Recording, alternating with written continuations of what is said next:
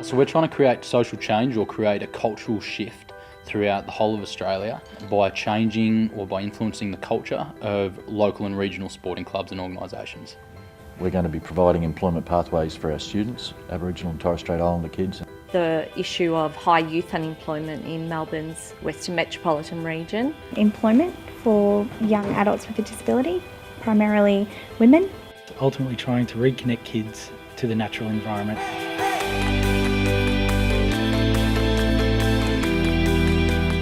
Most of the people who come into the Crunch have a really solid background in the social purpose area that they're seeking to address. I've been working on this close to 14 years now, so it's time to make this a reality. SIMO's going to be a reality.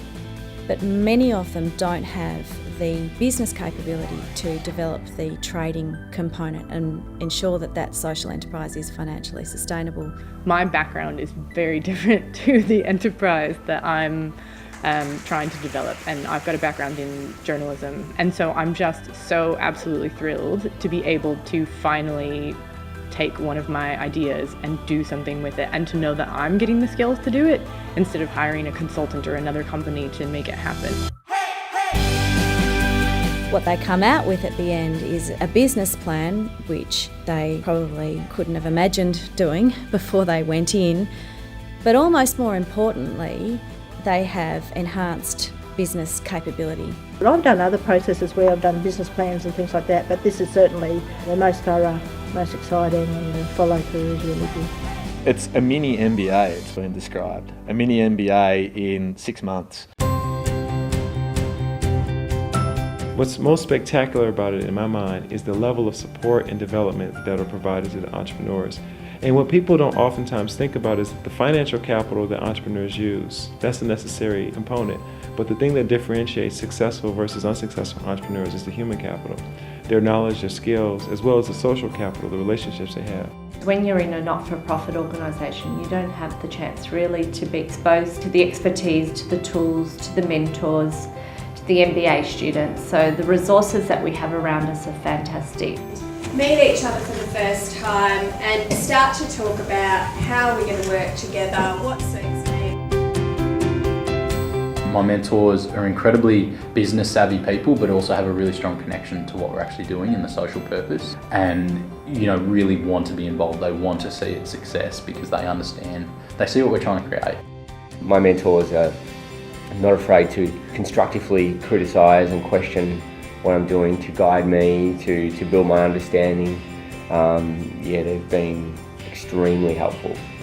Because theory is one, and then applied knowledge is where the wisdom comes in, and that's where we're able to connect the gaps between here's the theory and here's how you actually implement it. So there's been some really fantastic guest speakers coming in, really experts in various aspects of starting a business. Their wealth of knowledge from such a different series of sort of industries and specialities gives you great insight to just different ways of thinking. So you've got to be passionate, you've got to be switched on, but you've got to also be the right person for the plan. Because they're all good plans, and we want to get that confidence through that process. We are making a grant and a gift at the end of the day. What we've been really impressed with is the quality of the business plans and the candidates that have come through Crunch. A lot of the Crunch-based stuff is about developing your understanding and developing your ability to think business. I'm the type of person that's more communications, PR, marketing, that's fine, I can do that. But when it comes to the figures and seeing if it really is, if that idea is really going to work, and are you really going to be able to break even to keep it going, is a whole different kettle of fish. I remember feeling gutted and going, this is not going to work. But then I remember we had a guest speaker in the Crunch who told us about how he had to change his idea of who his customers were, and when they changed that, then it actually became successful. The product itself didn't have to change, it was just who they were selling it to. The key thing that I've learnt is drilling down. You've got to keep drilling. That's my new key word. Drill, D-R-I-L-L, drill.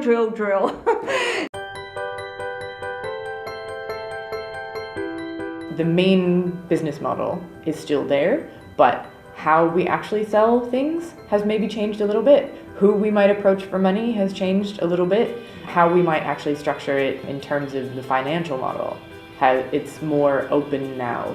Understanding from a commercial perspective how you need to approach your users, your influencers, that's definitely something that's changed significantly since the start. So I feel really comfortable in standing in front of people and pitching for that, because I feel like the problem is definitely well established and our approach is solid. They've become much more familiar and confident with the lingo, much more fluent and fluid in thinking business problems through, and they're able to get up and present to investors confidently about why they should be putting money into their social enterprise. One of the things we really liked about Rob was his credibility, and he was a really honest entrepreneur basically, and we really liked that. So coming out of the Crunch program, we funded Rob to establish the first Inside the Brick location, which is in Fairfield.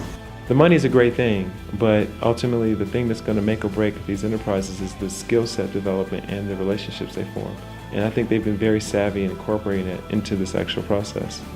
It's an outstanding program and it's been very exciting to be part of it. Yeah, very, very rewarding. Yeah.